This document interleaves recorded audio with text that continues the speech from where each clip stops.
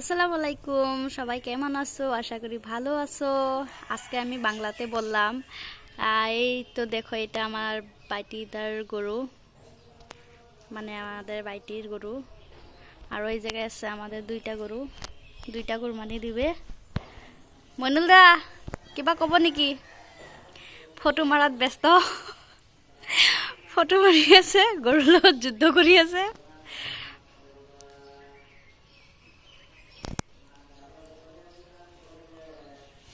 পুৰা স্মাইল। এতিয়া ওলাই পেলাই চাই থাকক।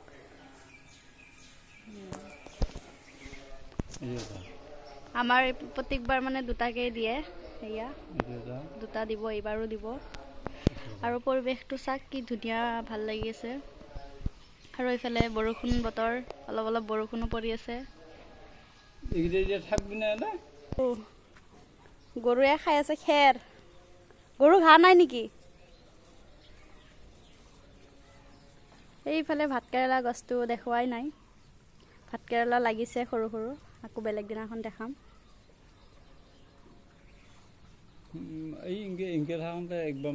কিবা কব নেকি? কওক। ঈদৰ দাৱত দিয়ক চবকে। ঈদৰ দাৱত দিছো চবকে, ভালকে কওক। মৰম কৰি আছে গৰুক।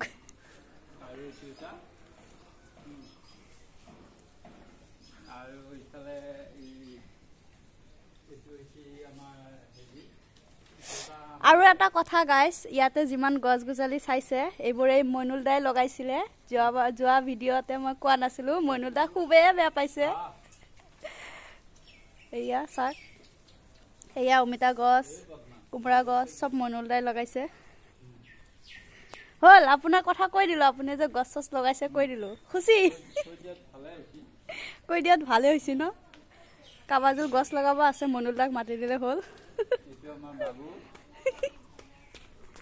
আৰু এইটো গছত ইমান ফুল লাগিছে, বাপৰে বাপ, মোৰ মৰম লগা গছটো। বহুত বহুত ভাল লাগিছে। আৰু মইনুল দা ধুনীয়াকে বাঁহটো বান্ধি দিছে। আমাৰ মইনুল দা এইবোৰ কামত বহুত ভাল দেই।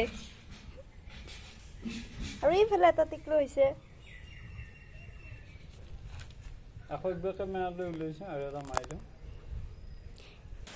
আৰু এইফালে এই দুটা মই নতুনকে লগাইছো, এইটো এটা আৰু এইটো এটা। ইয়াতো ফুল ফুলিছে,